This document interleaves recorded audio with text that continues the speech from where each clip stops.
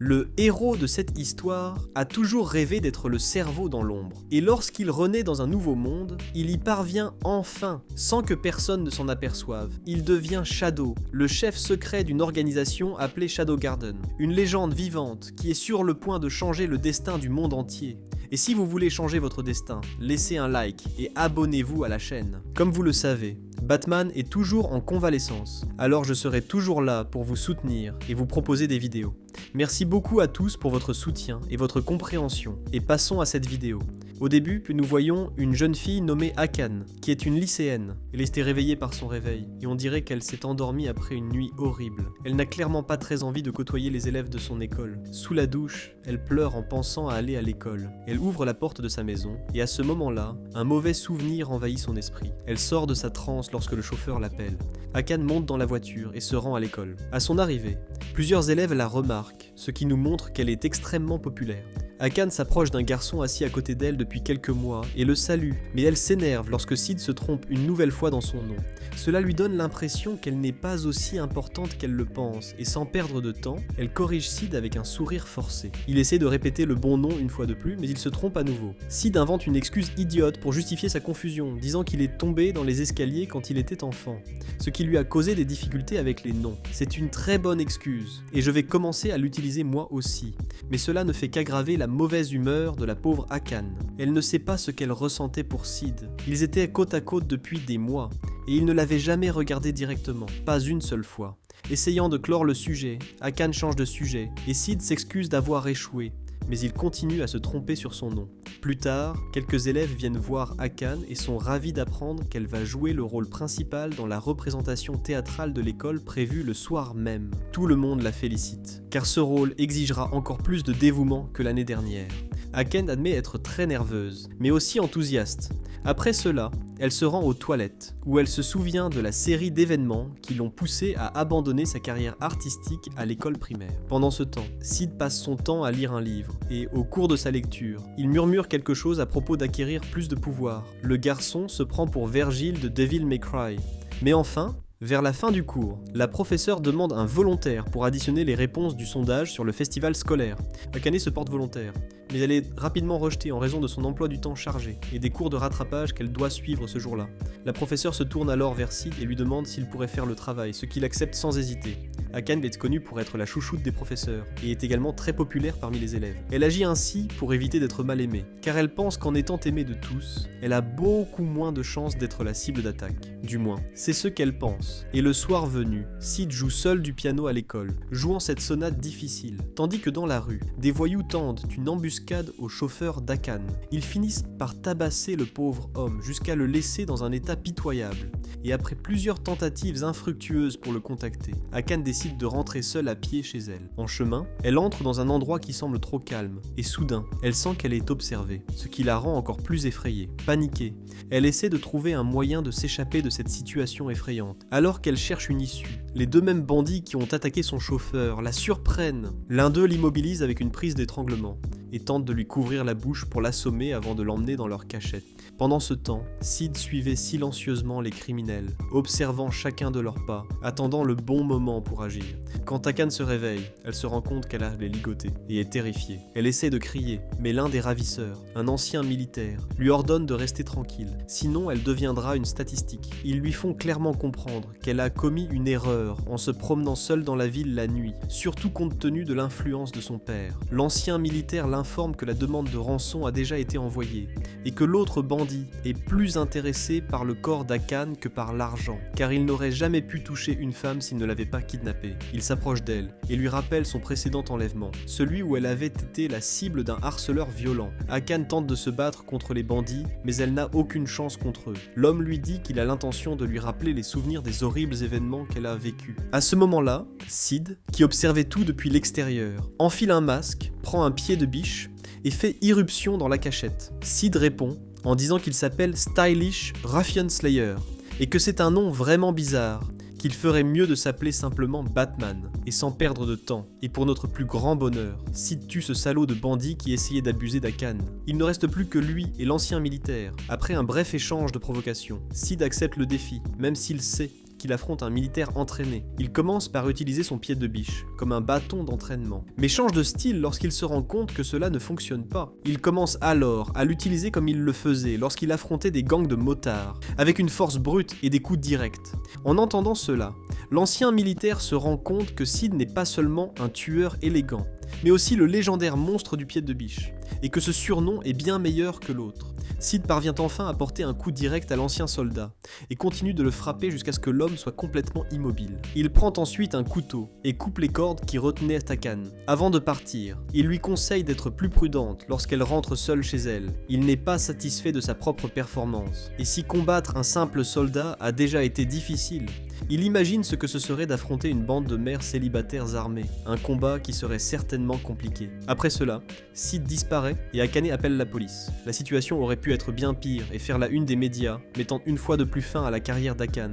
Mais grâce au contact de son père, l'affaire est étouffée et rien n'est rendu public. Au final, Akan ne découvre pas qui est ce tueur élégant ou ce monstre au pied de biche. Appelez-le comme vous voulez. Elle n'imaginait même pas que ce justicier masqué était justement ce petit garçon qui essayait de l'éviter à tout prix. Le lendemain matin, Akan se rend à l'école toute joyeuse, et dans les vestiaires, elle retrouve Sid, une fois de plus. Cette fois, il la salue correctement, et pour la première fois, Akan voit Sid la regarder directement dans les yeux. Plus tard, une nouvelle annonce, un accident qui s'est produit sur la route de la ville impliquant Sid, qui a été renversé par le camion des Iseka. Et ici, toutes nos attentes ont été brisées, car cela n'a pas duré longtemps, et le gamin est déjà mort. Il est mort sur place, et la police a déclaré que le conducteur ne regardait pas la route au moment de l'impact, et qu'une enquête serait ouverte pour clarifier ce qui s'était réellement passé. Ensuite, l'histoire montre Sid quand il était encore enfant. Depuis son plus jeune âge, il était obsédé par l'idée de devenir un super-héros, comme Batman.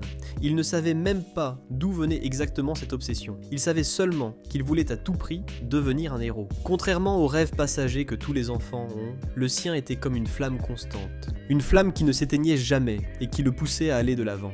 Sid s'entraînait de toutes ses forces, essayant de maîtriser toutes les compétences qui pourraient le rendre plus fort. À l'école, c'était un garçon ordinaire, totalement inoffensif, mais lorsqu'il enfilait son masque, il devenait quelqu'un de complètement différent. Alors que les autres grandissaient et abandonnaient en cette phase où ils voulaient être des super-héros, Sid allait dans la direction opposée, devenant de plus en plus déterminé. Il continuait à s'entraîner, croyant qu'un jour il réaliserait son rêve, mais le moment est venu où il a dû accepter la réalité qu'il ne pourrait jamais être un super saiyant. Dans le monde réel, les arts martiaux étaient la limite, et même s'il les maîtrisait tous, il aurait toujours une arme pointée sur la tête s'il affrontait des soldats armés. Dans ce scénario, il n'avait pas d'autre choix que d'abandonner, à moins de devenir le plus fort des artistes martiaux au monde. Peut-être qu'alors il pourrait affronter une armée à lui seul. Mais il y avait encore un problème. Si une bombe nucléaire le touchait, il serait détruit. Il ne pourrait donc pas faire grand-chose. Son plus grand rêve était donc de devenir si puissant que même une bombe nucléaire ne pourrait le détruire. Et comme l'impossible n'existe pas pour Sid, il se dirige vers cet objectif, n'acceptant rien de moins que le pouvoir absolu. Dans une autre réalité, nous le voyons utiliser ses pouvoirs d'éminence dans l'ombre, entouré de son groupe. Ils discutent d'une menace qu'ils viennent de coincer dans la ville. La cible n'avait plus nulle part où fuir. Alors Sid confirme que tout s'est déroulé exactement comme il l'avait prévu. Ses subordonnés louant sa perspicacité et le soin avec lequel il avait tout planifié. Ils s'apprêtent à célébrer leur première chasse importante depuis longtemps. Et Sid, quant à lui, est satisfait du travail de l'équipe, même s'il ne comprend pas exactement ce qu'ils font de si important. Mais au fond, il est heureux. Après être mort dans sa première vie, Sid a eu une seconde chance. Et dans ce nouveau monde, il réalisait son rêve d'enfant de devenir un héros. Mais il n'est pas un héros ordinaire, car il avait la magie en plus de ses compétences déjà maîtrisées. Et pourtant, il n'est toujours pas satisfait. Avec la magie et le combat, il était en passe de devenir l'un des êtres les plus puissants de ce monde. Sid dit alors à son groupe qu'il existe un sommet, que tout le monde doit atteindre cet apogée et qu'ils doivent courir pour y arriver. Cette fois, il est déterminé à atteindre ce sommet, quoi qu'il en coûte. Il se dit qu'il donnerait tout, absolument tout, pour atteindre son objectif. Sid n'a jamais voulu être le héros principal ou le méchant final, ce qu'il veut être. C'est l'ombre, celui qui agit dans l'ombre et révèle sa propre grandeur au milieu des ténèbres.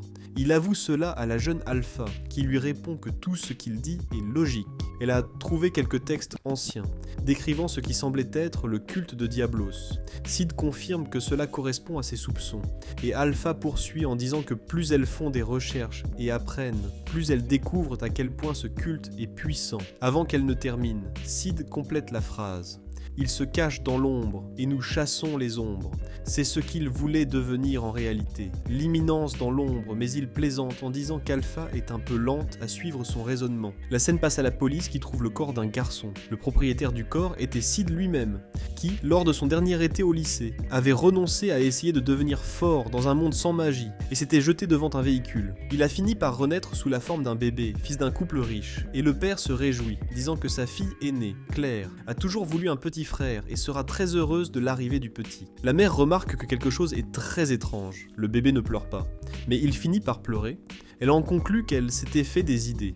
Sid, désormais réincarné, pense qu'il n'a aucune idée de comment ni pourquoi il est arrivé là. Mais cela n'a pas d'importance. L'important est que l'air est chargé d'énergie magique, quelque chose qui n'existait dans sa vie antérieure que dans les rêves et les contes de fées. Maintenant, il peut revendiquer ce pouvoir écrasant pour lui-même, et c'est tout ce qui compte. Il est né à nouveau, en tant que fils du baron Kageno, un aristocrate qui vit à la campagne. Depuis des générations, cette famille avait formé des guerriers qui renforcèrent leur corps grâce à la magie. Tous avaient de grandes attentes pour le génie de la famille. Mais ce génie n'était pas lui, mais sa sœur aînée. Le Cid grandit dans l'ombre de sa sœur talentueuse, menant la vie d'un chevalier ordinaire. Il essaye de se cacher autant que possible de la société.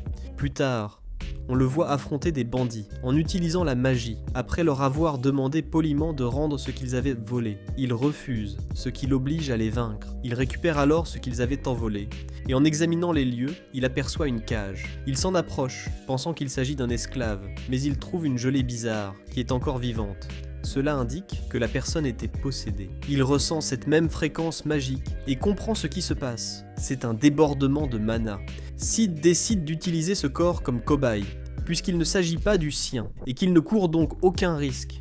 Il commence alors à injecter de la magie et à tester différentes choses, en essayant différentes méthodes. Un mois entier d'expériences passionnantes qui n'ont mené nulle part, jusqu'à ce qu'il comprenne enfin comment contenir l'effondrement magique. À sa grande surprise, le corps redevient normal, révélant une jeune femme. Il est impressionné que ce morceau de chair bizarre soit revenu à la normale.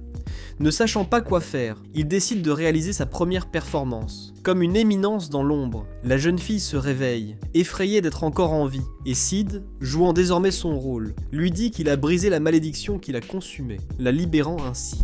Elle lui demande de quelle malédiction il parle, et il lui explique qu'un terrible sort a été jeté sur elle et sur tous les descendants des héros anciens.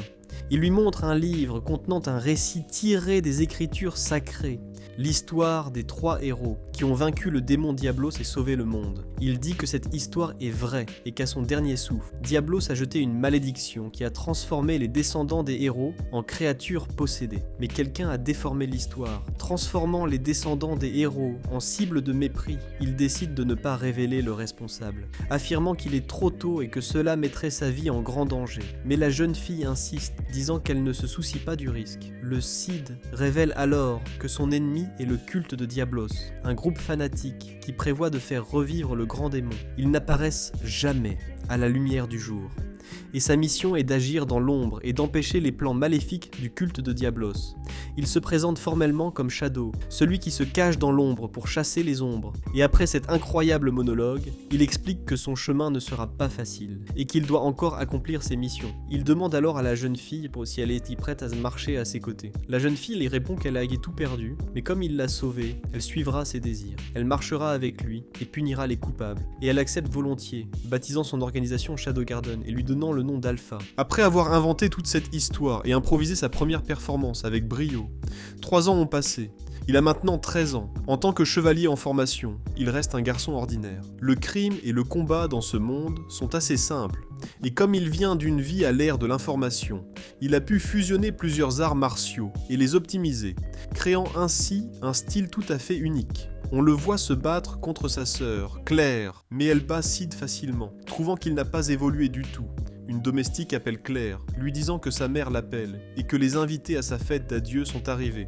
Claire lui dit au revoir et demande à la domestique de le nettoyer. Sid pense qu'il doit jouer un rôle secondaire s'il veut être prêt pour le grand jour qu'il sait inévitable. À 15 ans, tous les nobles doivent fréquenter l'académie Midgard pour chevalier dans la capitale royale. Mais le jour du départ de Claire, elle va acheter des cigarettes et disparaît, comme beaucoup de parents. Comme Alpha avait déjà réuni d'autres membres pour Shadow Garden, le groupe se lance à la recherche de Claire.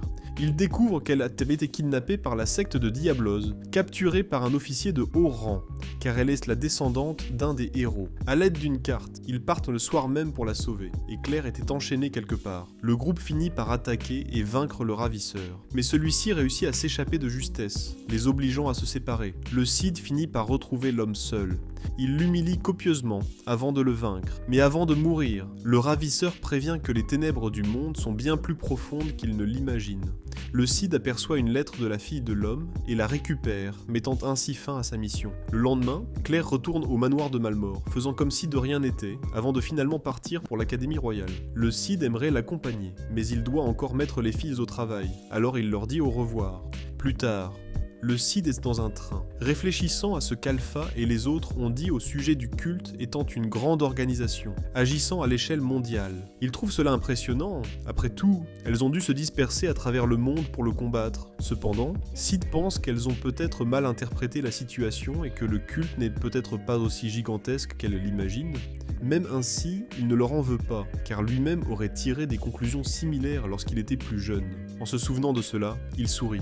Il dit alors qu'il continuera à se battre pour devenir une éminence dans l'ombre, même s'il finit par être le dernier homme au monde à suivre cette voie. Plus tard, Cid arrive dans la capitale du royaume de Midgard et regarde un bâtiment haut et majestueux, se souvenant du moment où il a été inscrit dans la même école que sa sœur, l'Académie des Chevaliers de Midgard. Il se souvient que l'école était destinée aux étudiants les plus prometteurs, tant du royaume qu'à l'extérieur. Pourtant, il ne comprend pas comment il a été accepté, car il se considérait comme un personnage secondaire. Après s'être réveillé et être arrivé à l'académie, il a vu ses deux meilleurs amis, Skill et Poe, qui l'attendaient. Ils ont remarqué que ses cheveux semblaient différents de la dernière fois. Mais ils n'ont pas perdu de temps avec ce sujet, car ils devaient courir pour prendre le train. Après avoir couru un peu, ils ont réussi à monter à bord, mais le wagon était déjà presque plein. Dans le train, Cid dit qu'il aimerait pouvoir vivre dans le dortoir, comme les élèves de l'élite. Ses amis ont souri, lui disant que c'était presque impossible, car les dortoirs étaient réservés à la royauté et aux nobles de haut rang, et non à des roturiers comme eux. Cid, cependant, croit qu'il existe un moyen de devenir des élèves d'honneur, comme Clara l'a fait, afin qu'ils puissent obtenir une place. Pour cela, ils doivent remporter le festival Buxim. Ses amis trouvent Nalin cette idée encore plus absurde. Peu de temps après, Cid se souvient du pari qu'il avait fait avec eux. Apparemment, ils avaient les convenus que celui qui obtiendrait la pire note à l'examen devrait avouer son amour à la fille la plus convoitée de l'école et être brutalement molesté et rejeté par elle. Il ne restera plus rien pour Beta s'il fait ça ici. Pour Cid, c'est un événement très important, car il n'a jamais eu le courage de s'exposer en faisant cela dans sa vie antérieure. Mais maintenant, il est dans un monde complètement différent, étudiant dans une académie qui s'en fiche complètement. En arrivant à l'école, ils aperçoivent justement la fille du pari, la princesse Alexia. Un élève est agenouillé devant elle et lui offre des fleurs devant plusieurs étudiants. Il parle comme un vrai noble, élégant et confiant, mais Alexia le rejette immédiatement. Voyant cela, les amis de Cid lui disent qu'il ne peut pas se dégonfler maintenant. Ils sont déterminés à le faire respecter son pari. Cid, quant à lui, est optimiste. Il veut juste en finir, car il est absolument certain qu'Alexia va le rejeter immédiatement. Plus tard, il la retrouve dans la forêt, tandis que ses amis l'observent en cachette. Cid se lance alors dans la déclaration d'amour la plus embarrassante et la plus maladroite de l'histoire, bégayant et semblant sur le point de s'évanouir. Une fois sa confession terminée, il s'attend à être rejeté, car après tout, il a tout fait de la manière la plus humiliante possible, mais à sa grande surprise, Alexia finit par accepter. Elle dit qu'elle attendait quelqu'un comme lui, et Cid et ses amis sont alors en état de choc, incapables de croire ce qu'ils viennent de voir. La nouvelle que Cid sort avec la princesse Alexia se répand dans toute l'école, et à la cafétéria tout le monde le regarde d'un air très étrange, essayant de comprendre comment quelqu'un comme lui a pu réussir quelque chose d'aussi impossible.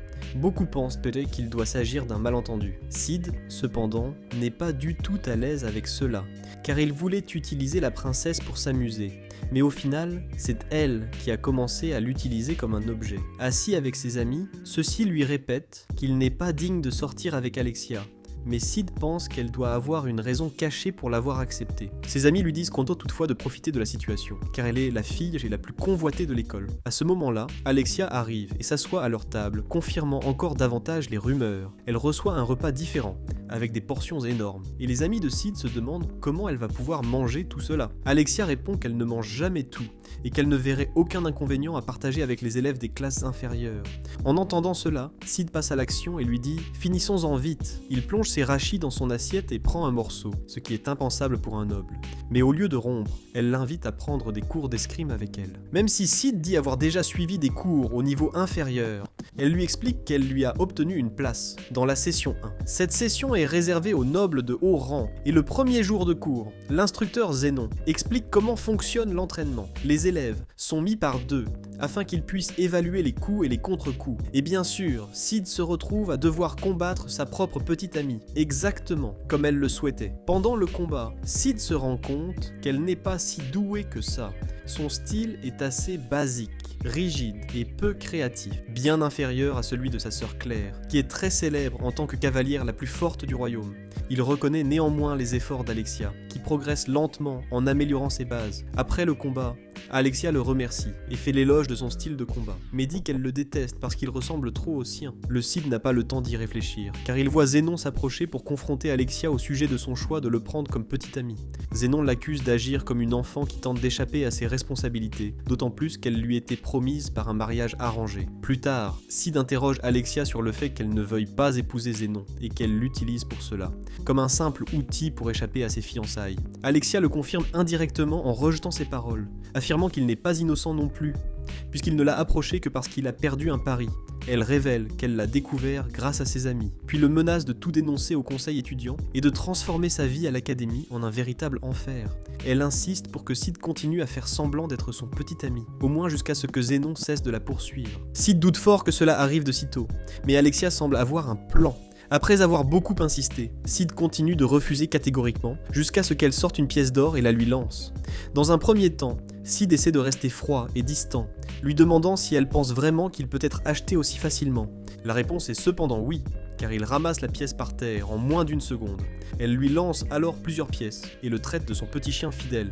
Et j'accepterai cet accord, tu vois ? Et comme Cid est un type très intelligent, il accepte sans poser de questions. Et pendant qu'il joue à le jeu du petit ami et de la petite amie, Alexia voit Zénon en train de discuter avec deux filles, ce qui l'irrite profondément, et elle accélère le pas pour le dépasser. Zénon, quant à lui, se contente de sourire, satisfait de l'avoir provoqué. Après les cours, Cid et Alexia prennent le train, et Cid est épuisé d'entendre Alexia se plaindre de Zénon. Il en conclut que même si elle est extrêmement polie en public, elle est pleine de rancœur et d'insultes à l'intérieur. Il s'arrête pour manger une glace, et Cid se demande pourquoi elle ne passe pas devant tout le monde, puisqu'elle est une princesse. Elle répond qu'elle veut que tout le monde sache qu'ils sont en couple. Et pendant qu'ils mangent leur glace, Cid lui demande enfin pourquoi elle n'accepte pas d'épouser quelqu'un d'aussi parfait que Zénon. Alexia répond qu'elle déteste tout chez lui.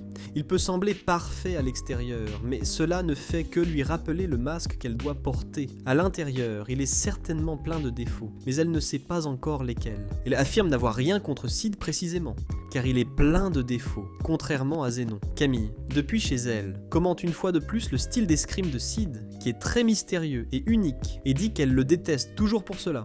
Cid critique alors sa technique, disant qu'elle met trop de force dans ses coups. Elle se défend, en expliquant qu'elle a toujours voulu atteindre le niveau de sa sœur, et qu'elle s'est entraînée seule à partir de zéro pour y parvenir. Pourtant, elle est toujours comparée à Claire et qualifiée d'épéiste ordinaire. Cid comprend pourquoi. Son style est très similaire au sien, mais cela lui est égal. Au contraire, il loue le dévouement d'Alexia. Immédiatement, elle dégainera son épée et la pointera vers lui, mais Cid ne bouge pas d'un pouce. Elle exige de savoir ce qu'il voulait dire par ce compliment, et Cid explique que cela ne signifie rien de plus, et qu'il s'énerve seulement quand on critique les choses qu'il aime, et dans ce cas, il aime sa façon de se battre. Peu après, le train arrive à destination. Alexia prend congé et s'en va, et Cid pense que leur relation forcée est enfin terminée. Le lendemain, il arrive à l'école avec ses amis, qui s'excusent donc d'avoir révélé le pari à Alexia. Il leur pardonne, mais il remarque bientôt plusieurs chevaliers de l'ordre de la nuit à l'entrée de l'école. Les chevaliers s'approchent et informent Cid de la disparition soudaine de la princesse. Comme il est la dernière personne à avoir été vue avec elle, il est désormais le principal suspect. Cid réalise l'ampleur du pétrin dans lequel il s'est fourré. Pendant ce temps, Alexia se réveille dans un endroit inconnu. Elle prend conscience de l'horreur de la situation lorsqu'elle se rend compte qu'elle est prisonnière de chaînes magiques. La pièce est étrange, sombre, et elle n'a aucune idée de l'endroit où elle se trouve. Pendant un instant, temps, elle en vient à envisager l'absurde possibilité que Sid soit responsable. En explorant les lieux du regard, elle aperçoit une créature monstrueuse à un seul œil, qui est également enchaînée, clairement soumise à des expériences et à de lourdes tortures. Peu après, un homme étrange, vêtu d'une blouse de laboratoire, entre dans la pièce avec un sourire maniaque, célébrant le fait d'avoir enfin obtenu le sang royal. Alexia reste calme, tandis qu'il ignore totalement sa présence, continuant à monologuer sur le sang royal. Lorsqu'elle parvient à attirer son attention, elle lui demande pourquoi il en a besoin. Il répond que son sang peut être utilisé pour ressusciter des démons à l'époque actuelle. Alexia ne comprend pas tout à fait ce qu'il veut dire, mais elle ironise en disant qu'elle est toute mouillée, rien qu'à l'idée de découvrir cela. Pendant ce temps, l'Ordre de la Nuit torture Sid, croyant qu'il a kidnappé Alexia. Il l'interroge, sans obtenir aucune réponse. Ils sont très irrités et décident d'intensifier la torture. Ils utilisent d'équipements de longues griffes semblables à des aiguilles et lui transpercent la cuisse. Sid hurle de désespoir, suppliant qu'on lui laisse la vie sauve, jurant qu'il ne sait pas où elle se trouve. Ils croient qu'il dit enfin la vérité, mais ils ne savent pas qu'il ne fait que jouer la comédie.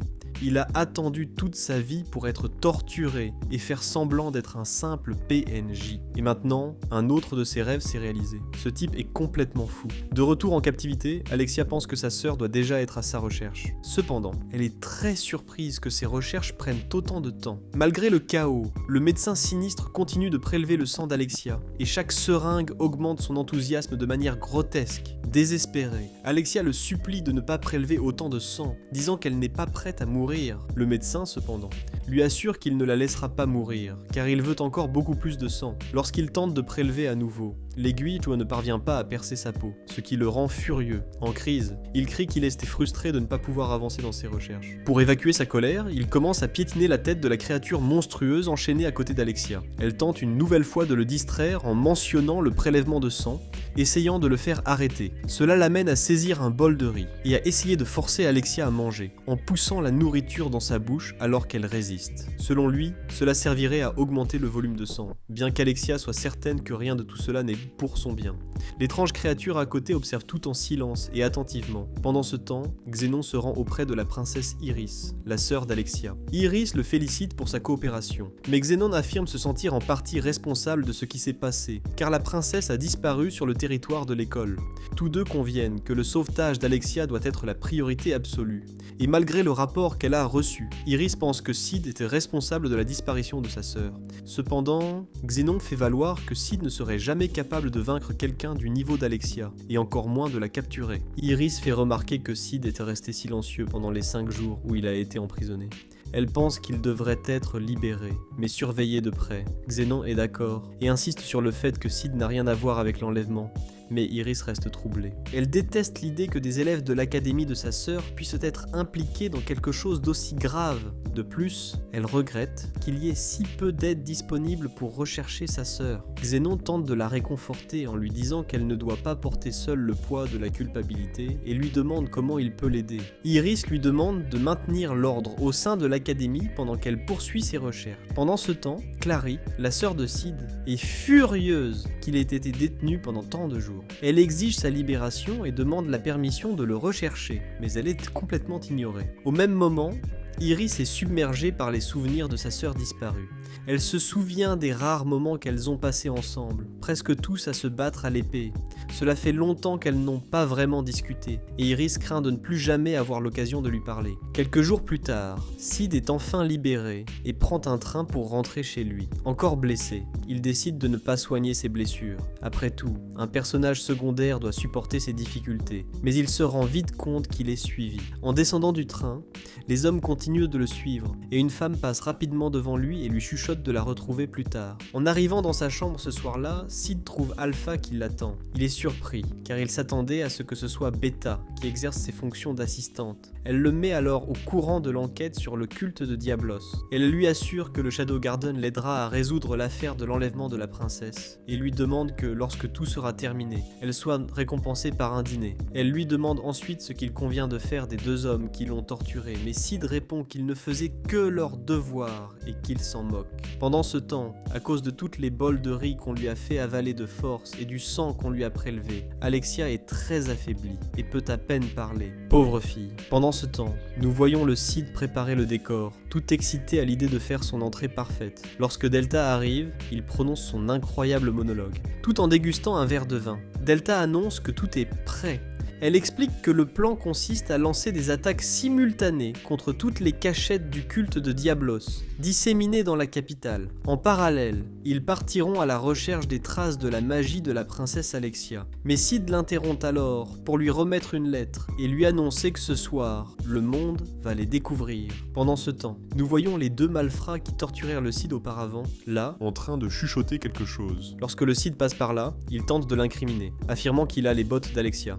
Ils essayent alors de le tuer, mais le Cid est trop rapide, en tue 3 et coupe le bras d'un autre, alors que le type au bras coupé raconte n'importe quoi, affirmant qu'il ne s'en sortira jamais. Le Cid s'approche et le tue également. Beta est dans un coin comme une folle, notant tout ce qu'il fait, et bientôt une explosion se produit, et nous voyons que Delta est en train de poignarder tout le monde. Nous voyons bientôt Iris parler à certains de ses gardes, et se demander ce qui se passe dans le monde et où est sa sœur. Puis Senna passe à Alexia, qui est toujours prisonnière, et elle dit au monstre qu'il est un peu difficile de dormir à cause du bruit de l'explosion. Mais alors qu'elle est là à discuter avec le monstre à ses côtés, le docteur Fou arrive soudainement, disant qu'ils arrivent. Il a la boîte dans les mains, remplie de seringues contenant du sang, ou un mélange fou de celui-ci. Il prend cette seringue et l'injecte au monstre, qui devient beaucoup plus fort. Le monstre se libère alors, et la première chose qu'il fait est de tuer le docteur, ce salaud. À ce moment-là, au lieu de tuer Alexia, il la libère. Peu après, il part en détruisant tout, et Alexia s'enfuit en courant pour s'en sortir vivante. Elle prend la clé qui se trouvait sur le corps du docteur et se libère des menottes qui lui restaient, puis elle prend également l'épée qui se trouvait à côté du corps. Alors qu'elle se dirige vers la sortie, elle finit par tomber sur son ancien fiancé. Ce maudit blond finançait les recherches du docteur. Il lui dit donc qu'il ne peut pas la laisser partir. Elle est furieuse et lui dit qu'elle a toujours pensé qu'il n'avait pas toute sa tête. Il la provoque alors en la comparant à sa sœur, ce qui la met extrêmement en colère, et elle se jette sur lui. Ils commencent à se battre, et elle parvient à utiliser son pouvoir, et à lui blesser le bras, en copiant le mouvement de sa sœur. Après cela, il lui dit qu'il va lui montrer les capacités des rounds, et d'un seul coup bien placé, il parvient à la désarmer, et à la mettre en échec. Après un coup de poing bien placé au visage de la pauvre fille, il lui dit qu'il va l'emmener. C'est alors que notre homme arrive, Shadow.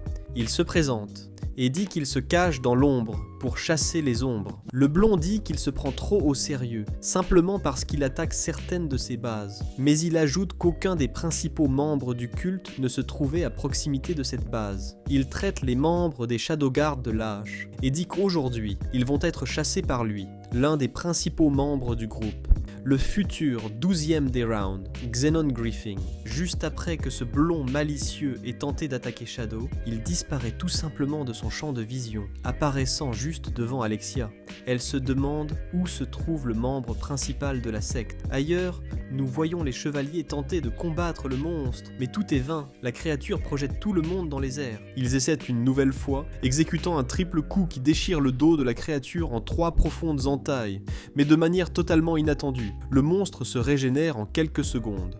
Réalisant qu'ils n'ont pas affaire à un monstre ordinaire, les chevaliers reçoivent l'ordre immédiat de rassembler toutes les unités à proximité et d'utiliser toute leur force, même si cela implique de détruire des bâtiments de la ville. La population a déjà été évacuée, donc tout va bien. À ce moment-là, la princesse Aerys arrive sur le champ de bataille, et sans hésiter, elle porte des coups violents au monstre. Alors qu'elle s'apprête à l'achever, la créature se relève, comme si de rien n'était. Les chevaliers sont choqués par la résistance absurde du monstre, et Aerys, furieuse, lui coupe un bras, mais un autre repousse à la place.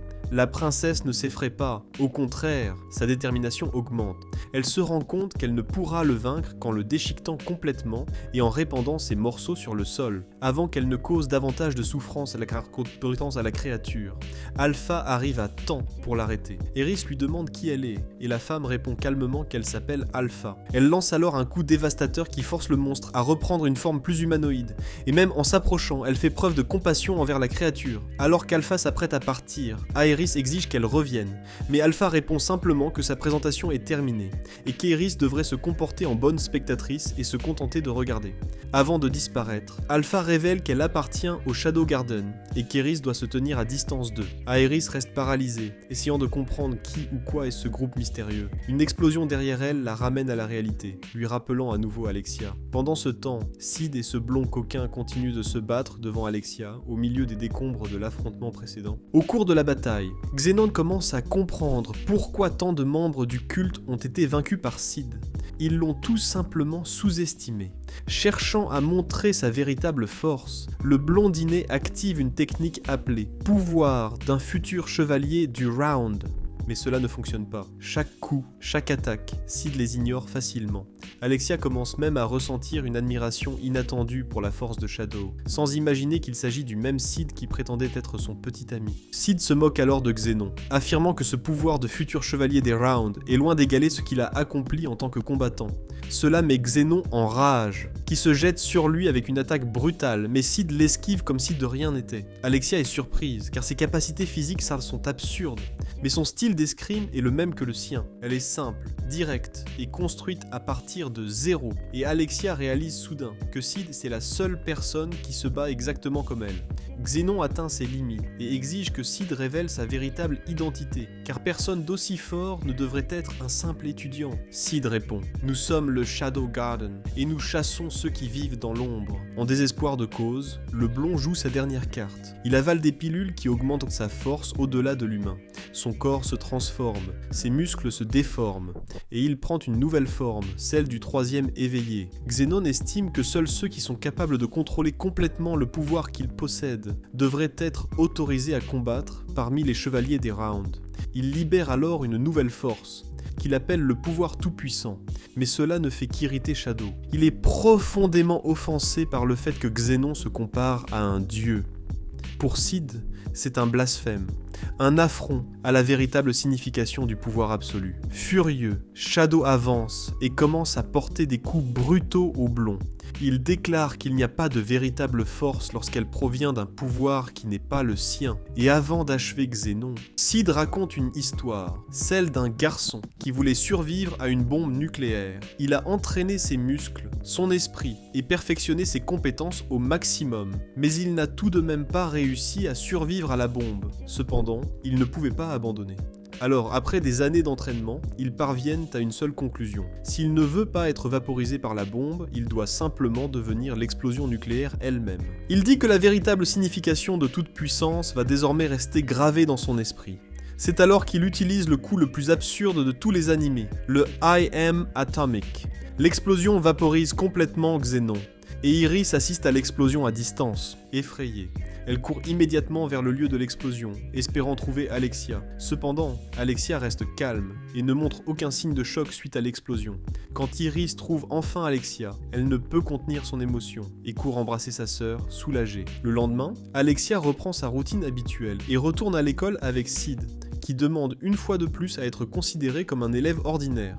Elle se confie à lui au sujet de ses problèmes, mais Sid n'est clairement pas intéressé. Alexia le remercie néanmoins pour le compliment qu'il lui a fait sur son style d'escrime. Elle lui dit qu'après mûre réflexion, elle a fini par accepter et apprécier sa façon de se battre. Après cela, Alexia demande à Sid de continuer à faire semblant d'être son petit ami pendant encore un petit moment, mais Sid refuse immédiatement et elle sourit d'une manière très étrange et s'en va. Pendant ce temps, les membres du Shadow Garden félicitent leur chef, Lord Shadow, pour ses récentes grandes victoires. Elles croient qu'un jour, tous les ennemis seront vaincus, mais elles expriment également leur inquiétude concernant les personnes inconnues qui se font passer pour des membres de l'organisation. Elles assurent néanmoins que ces imposteurs seront dûment punis le moment venu. Pendant ce temps, la princesse Iris commence à faire le lien entre le culte de Diablos et le Shadow Garden.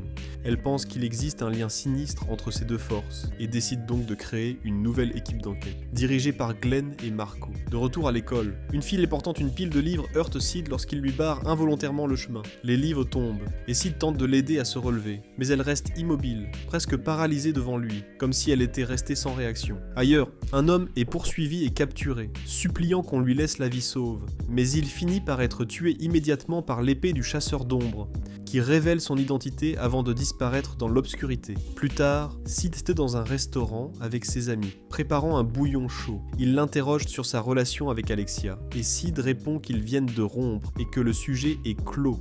Ses amis s'énervent contre lui en lui demandant s'ils avaient été proches au moins une fois, et Sid répond que non. Ils sont indignés, disant que cette romance était une perte totale, et traitent Sid de cas désespéré. L'un des amis mentionne un endroit qui pourrait les aider, mais l'autre comprend mal, et une grande discussion s'ensuit. Le premier précise alors que l'endroit s'appelle Mitsugoshi, très célèbre pour vendre des produits inédits, y compris quelque chose appelé chocolat, qui aiderait plusieurs garçons à conquérir les filles. Le Sid ignorait complètement cette conversation, se contentant de manger sa soupe jusqu'à ce qu'il entende le mot « chocolat ».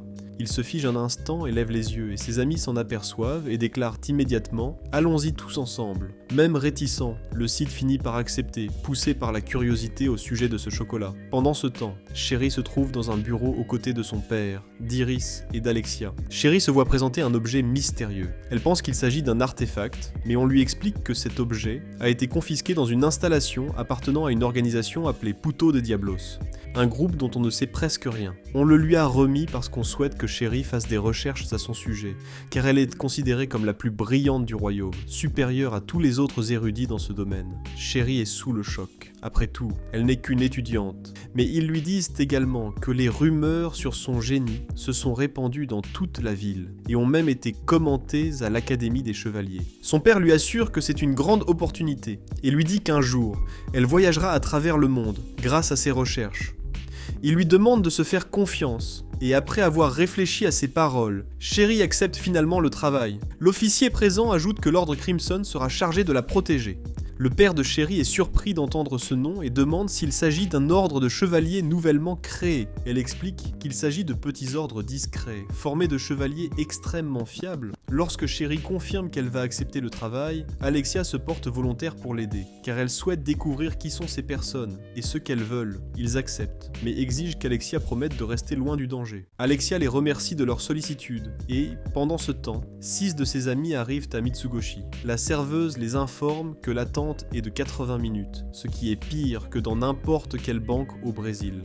Les garçons hésitent, ne sachant pas s'ils doivent attendre ou partir pour ne pas être pris par le couvre-feu. L'un d'eux commente qu'il a entendu des rumeurs sur des assassins qui attaquent après la tombée de la nuit. L'autre le traite d'idiot, affirmant qu'ils sont 3 cavaliers et que rien ne va leur arriver. Sid est curieux d'en savoir plus sur cet assassin, mais ses amis l'ignorent complètement et continuent à marcher. Alors qu'il marche, une jeune fille s'approche et demande à Sid s'il aimerait participer à une enquête. Ses amis disent immédiatement qu'ils veulent aussi participer, mais elle leur répond qu'elle n'a besoin que d'une personne, et emmène Sid avec elle. Ils entrent dans un immense centre commercial, et Sid observe tout autour de lui, réalisant qu'il suit simplement la jeune fille sans savoir où il va. Il lui rappelle l'enquête, mais elle le conduit jusqu'à une porte secrète. Tout cela n'était qu'un prétexte pour l'amener à rencontrer Gamma, l'une des membres du Shadow Garden, dont il a sauvé la vie, et dont il ne se souvient même pas avoir entraîné dans le passé. Gamma est assise sur un trône et est ravie de le voir. Elle descend rapidement les escaliers pour l'accueillir, mais trébuche et tombe face contre terre, ensanglantée. Sid se dit mentalement qu'elle est l'une des personnes les plus intelligentes qu'il connaisse, mais aussi l'une des moins douées physiquement. Pendant qu'il nettoie le sang sur son visage, Gamma demande à Sid de s'asseoir, et en s'asseyant sur son trône, Sid se sent vraiment comme un roi, comme s'il était enfin la véritable imminence dans l'ombre. Il se demande comment Gamma a réussi à construire et à gérer un endroit aussi luxueux, et Sid tente de lui offrir une récompense pour tout ce qu'elle a fait, mais elle refuse, disant qu'elle n'est pas digne de son honneur et qu'elle n'oubliera jamais qu'il lui a sauvé la vie. Le Sid lui demande alors si les affaires marchent bien. Gamma explique qu'elle a plusieurs investisseurs et qu'elle dispose d'environ 1 milliard de zen à utiliser immédiatement. Le Sid est sous le choc, mais Gamma, quant à elle, trouve que c'est peu. Le Sid commence à imaginer comment elle a réussi à créer tout cela, en utilisant seulement une partie de ses enseignements, sans qu'il ne supervise quoi que ce soit. Il pense qu'il devrait être heureux, mais en réalité, ce qui l'impressionne le plus, c'est le montant de ses profits. Ce type ne s'intéresse qu'à l'argent et à rien d'autre, c'est un vrai capitaliste. Une fois que le Sid s'est installé, Gamma l'informe qu'un incident important est sur le point de se produire. Un mystérieux assassin est apparu dans la capitale, prétendant faire partie de Shadow Garden. Elles enquêtent déjà, mais n'ont pas encore capturé le responsable, et elle assure que cet imposteur sera puni. Sid se souvient des commentaires de ses amis au sujet d'un assassin qui rôde dans la ville, et il dit à Gamma qu'il a une idée de qui cela pourrait être, et qu'il va enquêter personnellement. Gamma commence immédiatement à le féliciter, disant qu'elle n'en attendait pas moins du souverain des ombres. Alors qu'il s'éloigne, s'éloigne. Gamma lui présente New, lui disant qu'elle est la nouvelle recrue et qu'il peut l'utiliser comme il le souhaite. Il dit qu'il l'appellera s'il a besoin de quoi que ce soit. Et alors qu'il s'apprête à partir, il dit qu'il veut du chocolat. Pendant qu'ils discutent, il lui en vole quelques-uns et elle lui dit que les chocolats lui seront donnés gratuitement, ce qui semble le réjouir. Peu après, nous voyons Sid et ses amis courir, des chocolats à la main, presque en retard pour le couvre-feu, et ils se plaignent à Sid d'être arrivé trop tard, car il était en train de flirter avec la fille de l'enquête. Et il s'excuse et leur rappelle qu'il leur a apporté des chocolats. Tout en courant, il pense qu'Alexia est Chloé la meurtrière et se demande pourquoi. Il en conclut qu'elle a probablement perdu la raison, car elle n'avait déjà pas toute sa tête auparavant. Alors qu'il court, il entend des bruits d'épée, alors il s'arrête brusquement. Ses amis se retournent et lui demandent pourquoi il s'est arrêté. Il invente la meilleure excuse possible, disant qu'il a mangé trop de chocolat et qu'il doit aller aux toilettes, sinon il va se chier dessus. Il dit à ses amis de ne pas l'attendre, car il se sent très mal. C'est alors que nous voyons Alexia se battre contre le Shadowhunter, et pendant qu'elle se bat, elle se rend compte qu'il est devenu 3, et elle commence à les affronter seule, jusqu'à ce que Sid lui-même apparaisse. Puis elle se rend compte qu'ils sont des imposteurs. 2 d'entre eux sont rapidement tués, tandis que l'autre s'enfuit. Lorsque Sid tente de partir, Alexia l'en empêche pour lui demander ce qu'il veut. Pourquoi il utilise tout ce pouvoir et contre qui il se bat. Sid se retourne et lui dit de rester en dehors de ça, puis disparaît.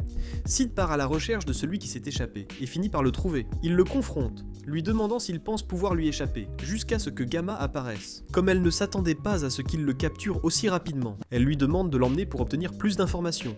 Le Sid lui dit de ne pas tout gâcher, et elle répond qu'elle ne le fera pas. Elle menace l'imposteur, lui disant qu'il n'est pas aussi miséricordieux que Lord Shadow. Ailleurs, nous voyons Alexia expliquer ce qui s'est passé à Iris. Iris lui demande si elle va bien, et Alexia commence par dire que le tueur n'appartient pas à Shadow Garden.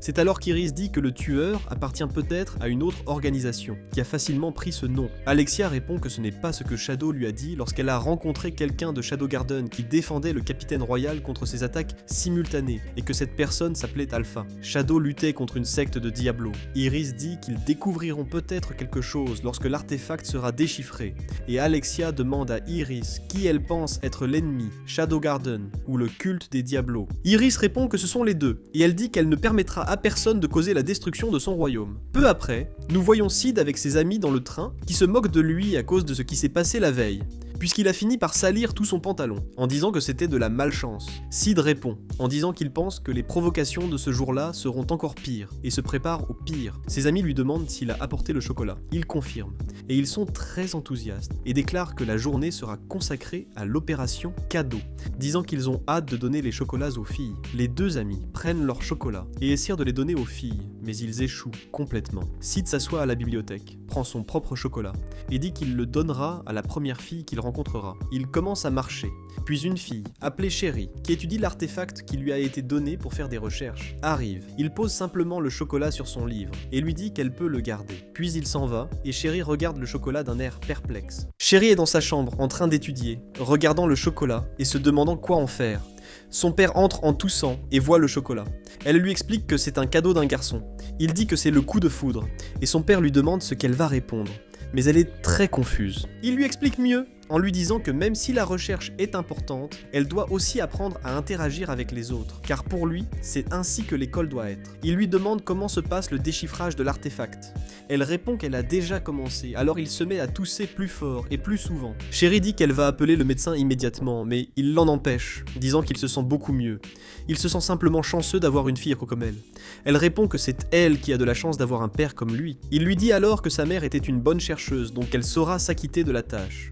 L'attention de Sid est alors attirée par une affiche annonçant un tournoi d'escrime. Pendant qu'il la regarde, il est suivi par New, cette nouvelle membre du Shadow Garden, qui porte justement un très joli uniforme scolaire. Quand il la voit, il pense qu'elle est une élève, mais elle lui révèle qu'elle essayait simplement de se fondre dans la masse en portant l'uniforme de l'école pour ne pas trop attirer l'attention. Elle informe Sid des détails concernant le suspect vêtu de noir, qu'ils ont capturé auparavant. Il semble qu'il ait subi un lavage de cerveau radical. Malheureusement, cela a également été le cas pour les autres individus individus reconnus, tels que les avant-gardistes du culte des Diablos, appelés les troisièmes enfants. New a eu du mal à obtenir des informations de cet homme en raison de l'efficacité de ce lavage de cerveau. À ce stade, Sid ne montre aucun intérêt pour ce qu'elle dit. Il ignore tout simplement tout. D'autre part, il est plus préoccupé par le tournoi que ses amis lui avaient montré auparavant.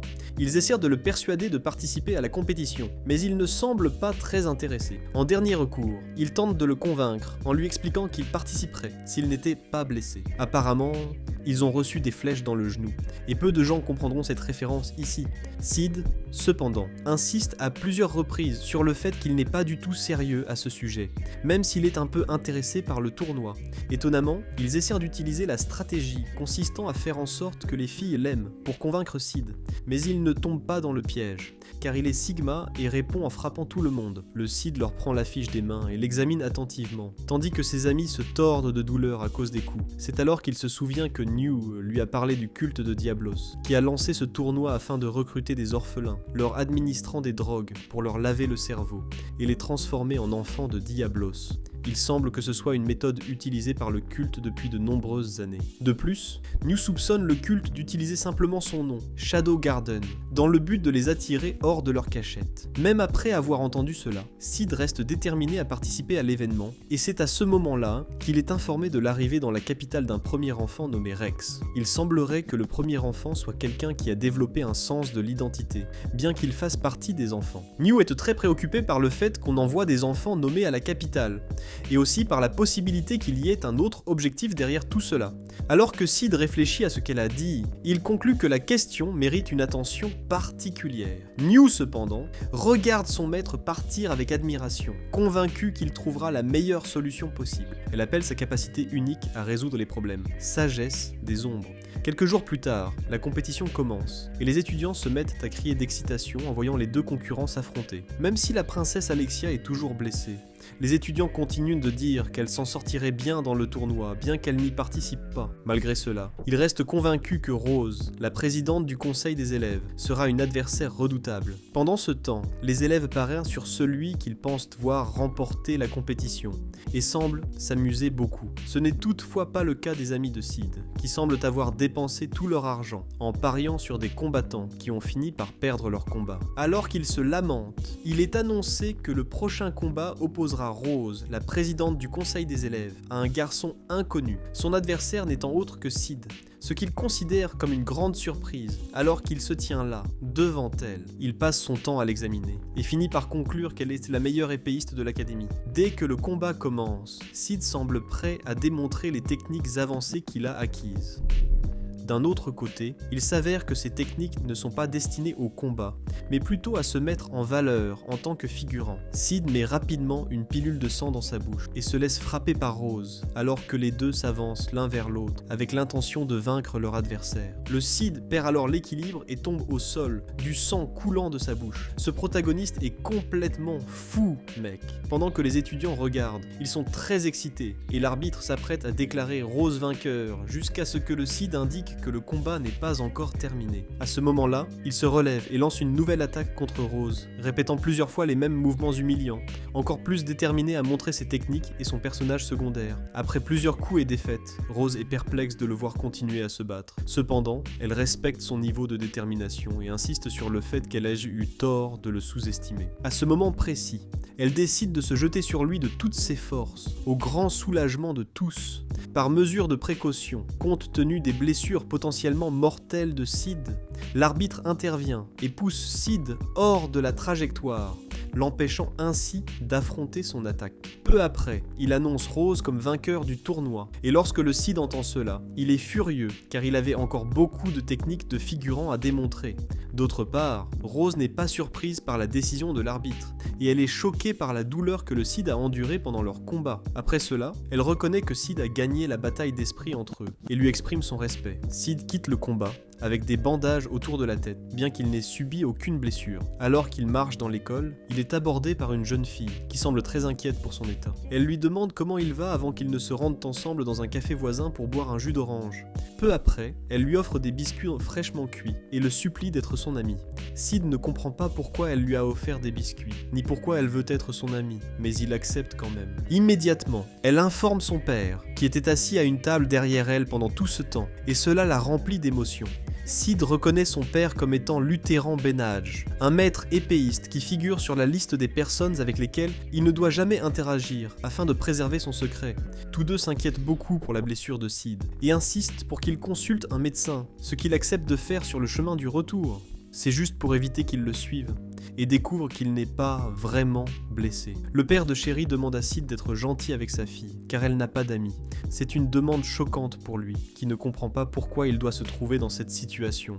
Et il finit par utiliser sa blessure comme excuse pour l'éviter pendant quelques jours. Quand Sherry rentre chez elle, elle continue de s'inquiéter pour Sid, et envisage de lui rendre visite. Cependant, elle se souvient que la princesse Alexia et Sid sont peut-être en couple, et ses pensées sont interrompues par l'idée que les deux pourraient être ensemble. Pour clarifier cela, elle décide de rendre visite à Alexia en personne afin de lui poser la question. Quand elle arrive chez Alexia, elle apprend que les deux ne sortent plus ensemble et ne l'ont jamais fait, car leur relation n'était qu'une imposture. En entendant cela, elle est très enthousiaste et dit à la princesse qu'elle vient de se lier d'amitié avec Sid et qu'elle voulait s'assurer que lui et la princesse n'étaient pas ensemble. Elle explique alors à quel point elle est heureuse d'apprendre cette nouvelle, puis s'en va aussitôt. La princesse, en revanche, ne semble pas très heureuse et fait tout pour cacher sa jalousie. Pendant ce temps, les élèves attendent avec impatience des explications sur la procédure de vote pour le conseil des élèves le lendemain. Lorsque Rose et un autre membre du conseil arrivent enfin, ils commencent à expliquer ce qui s'est passé. À ce moment-là, les membres du culte de Diablos libèrent un bouclier massif autour de l'école, empêchant les élèves d'utiliser la magie. C'est la première chose qui se produit. Il semble que Sid soit le seul à pouvoir reconnaître ce phénomène. Pendant ce temps, la princesse Alexia est en route pour l'académie. Elle est probablement très jalouse de la relation entre Sid et Sherry. Alors elle va sur place pour voir par elle-même. Cependant, à sa grande surprise, les portes de l'école sont déjà fermées à son arrivée, ce qu'elle trouve très étrange. Tout en restant attentive, elle demande l'aide de son père. Les élèves étant toujours prisonniers de l'académie, la princesse Iris et les chevaliers s'inquiètent de la suite des événements. Ils ne peuvent rien faire en raison de la barrière magique qui entoure l'école. Et leur frustration grandit lorsqu'ils se rendent compte que leurs experts sont également prisonniers à l'intérieur de l'académie. Pendant ce temps, à l'intérieur, les élèves restent ligotés et regroupés. Leur situation actuelle irrite la présidente Rose, qui demande pourquoi ils doivent être ligotés alors qu'ils ne peuvent absolument rien faire, leur magie étant neutralisée. De leur côté, Sid et Sherry tentent de trouver une solution au sortilège qui entoure l'école. Apparemment, la barrière est érigée grâce à l'utilisation d'un œil de la cupidité. Après un certain temps, Sherry parvient à créer un dispositif capable de contrôler l'œil de la cupidité. Bien que Sid trouve cela impressionnant, il s'inquiète pour les tunnels cachés. À ce moment-là, Sherry ouvre un passage secret derrière une étagère et se prépare à descendre les escaliers sombres dans l'espoir d'aider son père. En regardant l'escalier sombre, Sherry est bouleversée car elle se souvient de la nuit et de la mort de sa mère. Cette nuit-là, sa mère a été poignardée à plusieurs reprises. N'ayant plus personne pour s'occuper d'elle, l'homme qu'elle appelle son père est apparu et lui a proposé de l'accueillir car sa mère était une amie très chère. L'amour et l'affection qu'il lui témoignait l'ont motivé à le rechercher au milieu de toutes ces choses terribles qui se passaient à l'école. Prête à descendre les escaliers, Sid lui souhaite bonne chance et elle le remercie avant de partir. De retour à l'endroit où tous les élèves sont retenus, la présidente Rose décourage l'un d'entre eux de faire quoi que ce soit car il est très agité et veut affronter les gars. Elle est encore plus convaincue que les affronter n'est pas une bonne idée après avoir évalué leur chef et réalisé à quel point il est puissant. Cela ne les empêche toutefois pas, car ils sont très impatients de se battre contre ces gars. Alors qu'ils s'apprêtent à passer à l'action, ils entendent un bruit venant d'en haut. À ce moment-là, ils voient des hommes tirer sur les étudiants, ce qui renforce encore plus leur détermination à se rebeller. Mais la princesse Rose continue de leur dire de rester calmes. Ils pensent cependant que tout le monde sera tué s'ils ne font rien. À ce moment-là, Sherry arrive dans une salle au-dessus des élèves et peut voir tout ce qui se passe. En observant, elle voit le chef des hommes retirer l'œil de la cupidité, ce qui lui donne une chance de mettre fin à la situation des otages. Sans perdre de temps, elle lui lance son dispositif magique, et une lumière brillante recouvre toute la zone, désactivant le pouvoir de l'œil de la cupidité. La barrière magique étant désactivée, la présidente Rose n'hésite pas à attaquer l'un de ces hommes, puis elle informe les élèves que sa magie a été débloquée, les encourageant à riposter. En entendant cela, les élèves se lancent sans pitié contre leurs ravisseurs, les effrayant complètement. Cependant, leur chef leur ordonne de tuer les élèves avant de s'enfuir. Pendant qu'ils se battent, la présidente Rose vise le chef et est déterminée à l'atteindre à tout prix. Malheureusement, ses efforts sont vains, car des hommes l'encerclent ne lui laissant aucune chance d'atteindre le chef. Dans le feu de l'action, la présidente Rose sent une présence puissante, et à ce moment-là, Sid apparaît sous sa véritable forme, celle de Shadow. Heureusement pour les élèves, il arrive avec une armée et se présente alors comme Shadow Guardian. Ignorant les élèves, ils attaquent les imposteurs et les abattent facilement. Comme ces derniers sont désormais occupés à combattre le véritable Shadow Guardian, la présidente Rose ordonne aux élèves de quitter immédiatement l'auditorium. Naturellement, les étudiants ne perdent pas de temps et s'enfuient vers un endroit sûr, laissant le combat aux vrais combattants. Pendant ce temps, Sherry continue à chercher son père, qui est introuvable. D'autre part, le chef des types dont j'ai oublié le nom libère un produit chimique qui met le feu au bâtiment. La barrière étant tombée, la princesse et les chevaliers envahissent les lieux. Ils finissent par voir les étudiants à l'extérieur, désormais en sécurité, tandis que le bâtiment est en flammes. Quand elle demande ce qui s'est passé, la présidente Rose lui répond qu'ils ont été sauvés par une organisation mystérieuse appelée Shadow Guardian. Entendre ce nom une fois de plus rend la princesse Ares irritée et très inquiète. Alors que tous les étudiants sont en sécurité, Sherry reste dans le bâtiment en feu, continuant à chercher son père. Cependant, le chef des types certes bizarres se rend dans un bureau du bâtiment pour pouvoir retirer son déguisement. Avant cela, il finit par brûler quelques livres. Et à ce moment-là, Sid arrive et lui demande pourquoi il porte un tel costume. Aussi surprenante que cette question puisse paraître, il révèle qu'en réalité, le chef est le professeur Luthéran Barnett, le père de Sherry. Son identité étant révélée, le professeur enlève son masque et exige de savoir comment Sid l'a découvert. Sid le provoque en lui disant qu'il l'a remarqué à sa façon de marcher. Et à ce moment-là, Sid exige de savoir ce qu'il fait avec tout cela, car il ne semblait pas être quelqu'un qui présentait des caractéristiques de méchanceté. C'est alors que le professeur révèle qu'il fait cela parce qu'il n'a pas eu la chance d'atteindre le niveau le plus élevé et le plus glorifié de maîtrise de l'épée qu'il espérait conquérir. Bien qu'exceptionnel, son rêve a été interrompu par une maladie juste au moment où il était sur le point de l'atteindre. De plus, il raconte à Sid son implication dans les recherches de la mère de Sherry, qui l'ont conduit à obtenir l'œil de la cupidité. Cependant, à l'époque, elle le croyait dangereux et a suggéré de le livrer au gouvernement pour qu'il soit mis en sécurité. Cela a fini par mettre le professeur en colère, le poussant à tuer la mère de Sherry de la manière la plus horrible qui soit. Lorsque Sherry a retrouvé sa mère, elle n'a jamais su ce qui s'était passé et a poursuivi ses recherches, sans se rendre compte que l'homme qu'elle considérait comme son père était en fait responsable du meurtre de sa propre mère. En entendant cela, Sid affirme que tout le monde a quelque chose qu'il revendique comme sien dans son parcours de vie. Après avoir partagé leurs idéologies étranges et succinctes sur la vie, ils décident d'arrêter de parler et de se battre. Sid sort alors son épée pour affronter le professeur et, comme prévu, il utilise la forme d'escrime la plus inutile qui soit. Cela procure au professeur un sentiment de soulagement, car il vient de vaincre le seul qui semblait connaître sa véritable identité. Après avoir tué le Sid, il se retourne pour partir, et peu après s'être retourné, il entend sa voix lui demander où il va. À ce moment-là, il se retourne et voit le Sid sous sa véritable forme, celle de Shadow. Même si la présence de Shadow l'effraie, il essaie d'agir comme s'il n'avait pas peur, en affrontant Shadow, et il finit par reconnaître qu'il est en position d'infériorité. Peu après, il retire l'œil de la cupidité et le fusionne avec son propre corps d'une manière qui provoque sa renaissance et le rend plus puissant.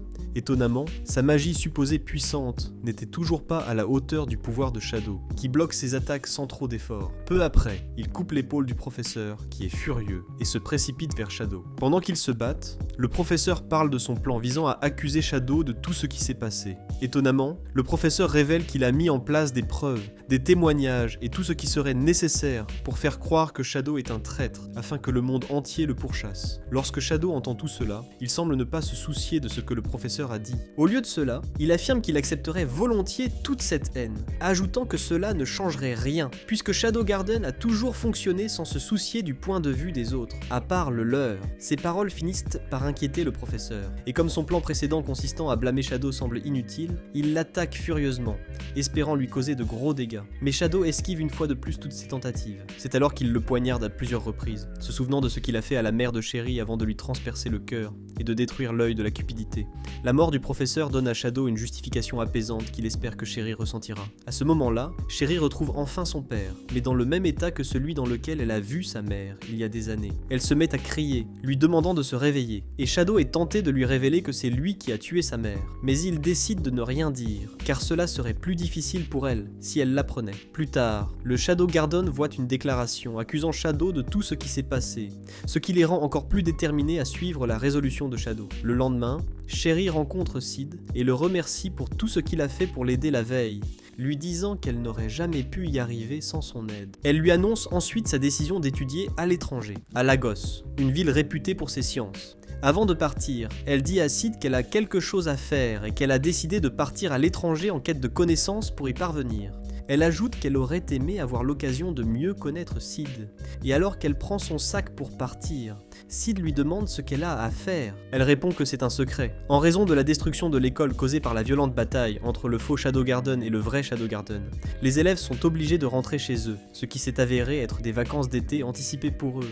Cependant, tous les élèves étant partis, Sid reste dans les dortoirs, car il n'a rien à faire chez lui, même s'il commence à se rendre compte qu'il n'a rien à faire à l'école non plus. Alors qu'il passe sa journée à ne rien faire, il reçoit une lettre d'Alpha lui disant qu'il doit se rendre à la terre sacrée, Lindworm. Pendant ce temps, l'une des filles de Lord Shadow, Beta, se regarde dans le miroir. Au début, elle est très découragée, mais soudain, elle transforme son corps en un corps supposé parfait. À ce moment-là, elle révèle comment Lord Shadow lui a donné le pouvoir de changer son destin lorsqu'elle l'a rencontré pour la première fois. Rien de très surprenant. Elle a simplement décidé à ce moment-là d'utiliser son pouvoir pour changer son apparence actuelle, qu'elle ne trouve pas très admirable. Depuis, elle est devenue obsédée par lui, ce qui l'a amenée à écrire et à créer des histoires sur la façon dont il la considérait comme sa jeune elfe charmante. Même si ces histoires ne coulent pas aussi facilement qu'elle l'espérait, c'est principalement parce qu'elle les trouve trop dramatiques. De plus, elle se reproche d'utiliser un personnage douteux comme protagoniste féminin. Frustrée par la mauvaise qualité de son écriture, elle décide de sortir prendre l'air. À l'extérieur du bâtiment, elle rencontre Ypsilon, et les deux se lancent dans une dispute acharnée pour savoir qui a le plus gros airbag. À ce moment-là, Ypsilon informe Beta de l'intérêt soudain de Lord Shadow, et du regard intense qu'il lui aurait lancé. Elle affirme avoir récemment ressenti la passion intense de ce regard dans son cœur, et en entendant cela, Beta s'offusque et suppose qu'il s'agit forcément d'une erreur. Mais Ypsilon insiste sur le fait que c'est vrai, et qu'il ne s'agit pas d'une erreur.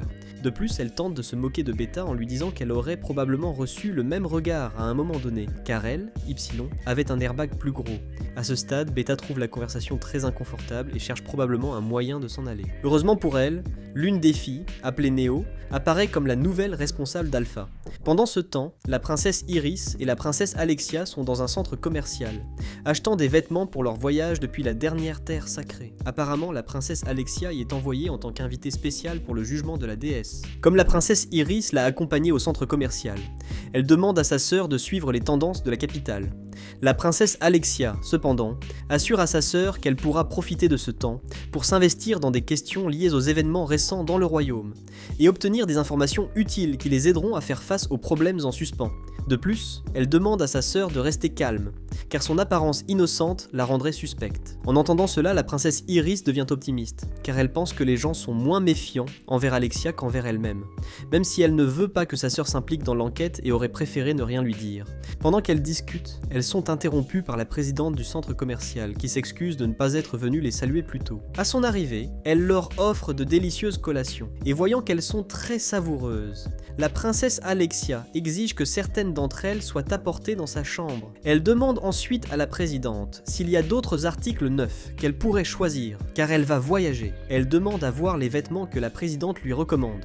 En entendant cela, la princesse Iris se souvient qu'elles ont déjà acheté des robes de soirée. Cependant, la princesse Alexia n'aime pas cette réponse et demande à voir quelque chose de plus décontracté, quelque chose qu'elle peut porter tous les jours. En l'écoutant parler, la présidente comprend exactement ce dont elle a besoin. Elle attire l'attention des princesses sur une ligne de vêtements qui, selon elle, leur plaira. Étonnamment, on montre aux princesses des sous-vêtements féminins très séduisants.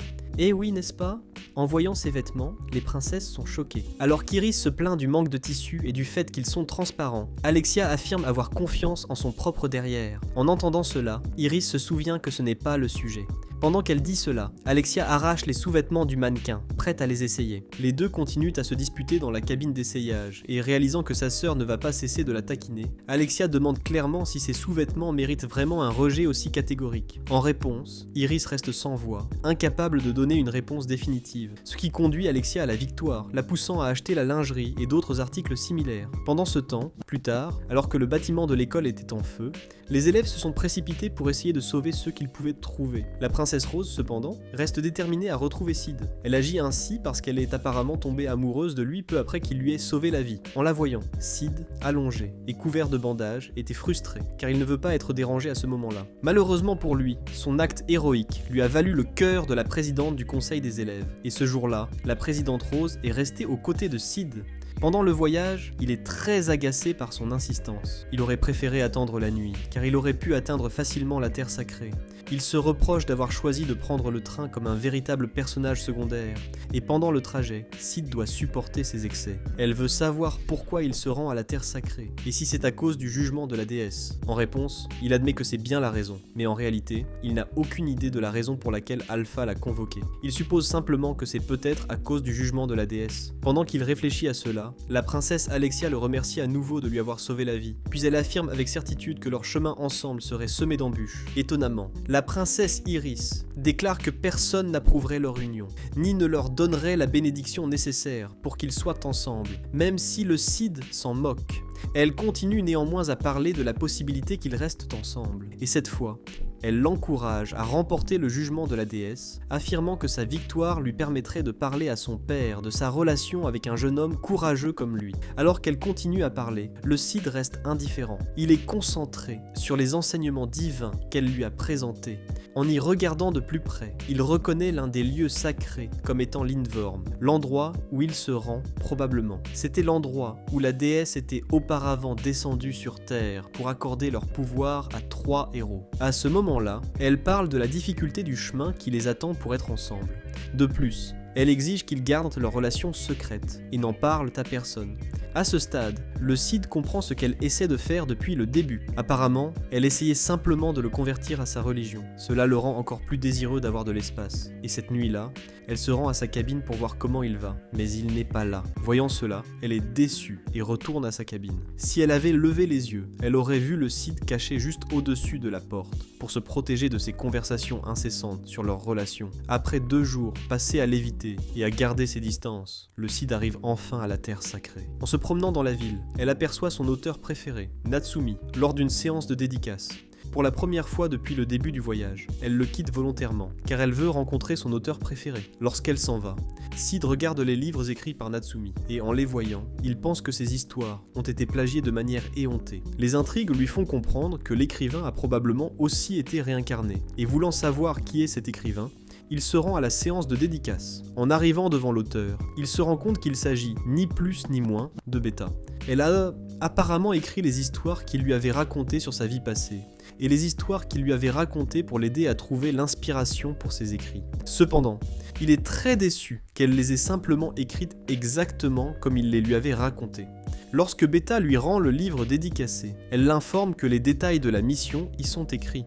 Il n'y prête toutefois pas beaucoup d'attention et se fâche qu'elle ait fait cela, lui disant à quel point il est déçu. Après l'événement, Rosie retrouve Cid et lui reparle du livre. Lorsque Cid ouvre le livre, il voit une écriture étrange à l'endroit réservé à la dédicace de l'auteur. Tous deux trouvent cela difficile à déchiffrer et ne savent pas ce que cela signifie. Mais Cid trouve cela très cool. D'autre part, nous voyons Alpha, qui se trouve sur les lieux d'un meurtre. En voyant les corps des hauts fonctionnaires de la Terre Sainte, elle tente de découvrir qui les a tués. Alors qu'elle observe les corps, un garde-antre, et en la voyant quitter les lieux, il présume qu'elle est responsable du meurtre. Cela les conduit à ordonner la fermeture de la cathédrale dans l'espoir d'arrêter le meurtrier. Le son de la cloche, annonçant qu'un suspect de meurtre est en fuite, est entendu par le Cid, qui éclate de rire en l'entendant. Alors qu'il observe depuis le toit, il aperçoit quelqu'un bouger dans l'ombre, et peu après, il le rattrape. Il se contente d'observer Obiaxi, la coupeuse d'hommes, avec ses pouvoirs.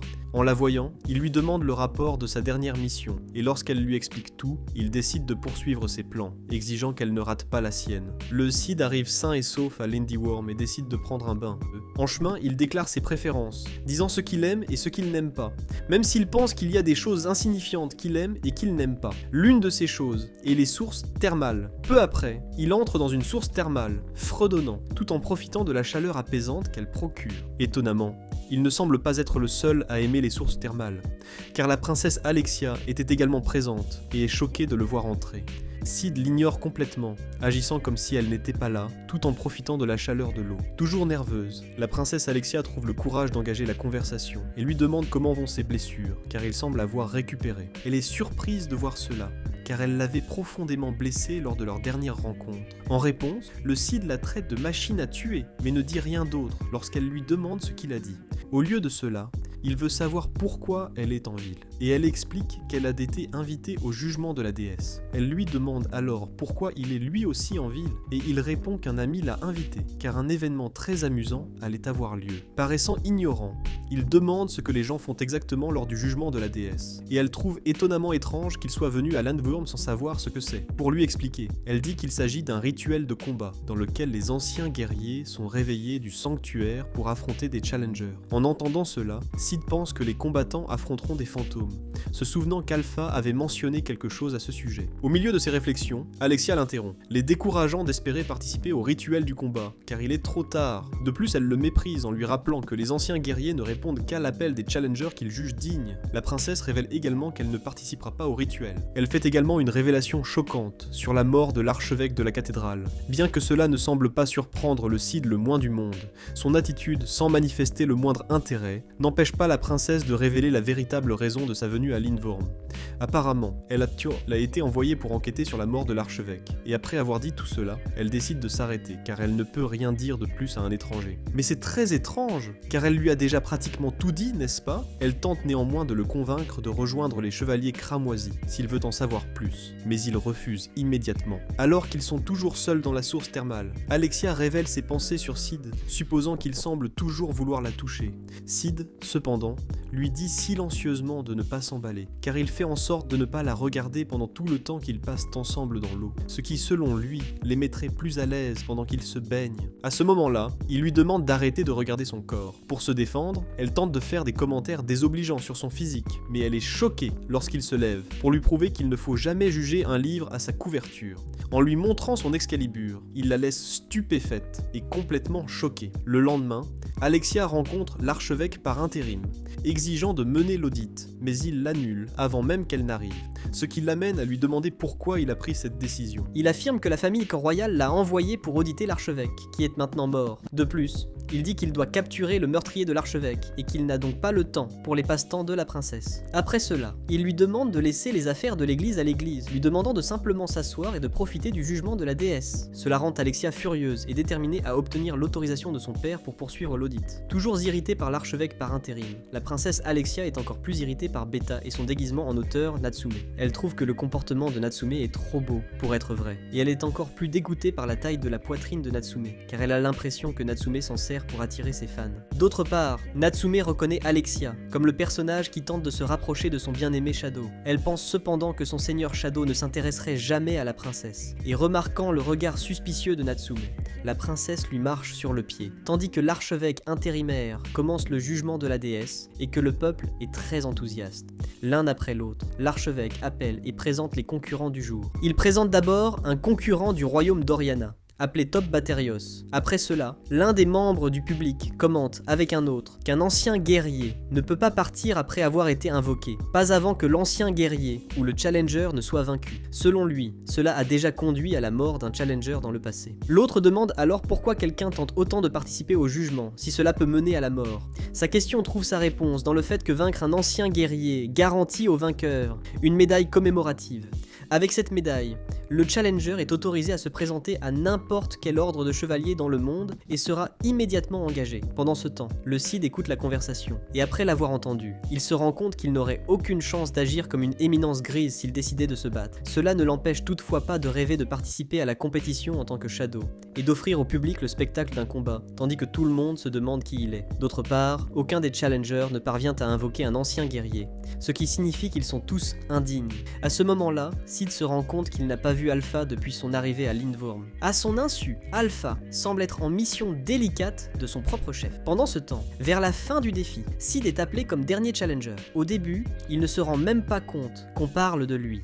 Et lorsqu'il finit par le comprendre, il est sous le choc. Bien qu'il ne soit pas aussi choqué que Natsumi et Alexia, son annonce en tant que challenger enthousiasme le public, qui présume qu'il est le meilleur élève de son académie. Cid, cependant, reste assis en silence, ne comprenant pas pourquoi il a été choisi. Mais avant de prendre une décision, il envisage 3 options. La première est de ne pas se battre, mais il serait alors contraint de révéler sa véritable identité d'éminence grise.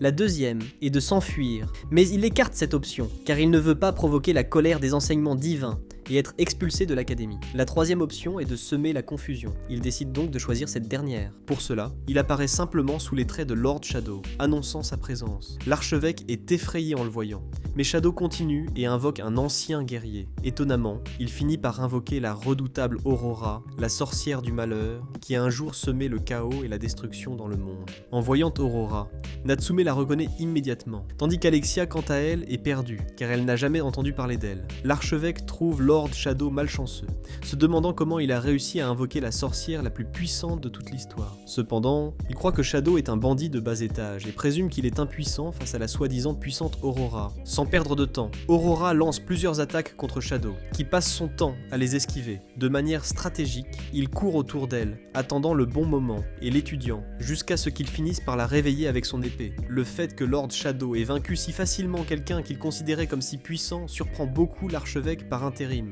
Peu après, ils sont surpris de voir la révélation magique, signifiant que le sanctuaire a répondu à l'appel de Shadow.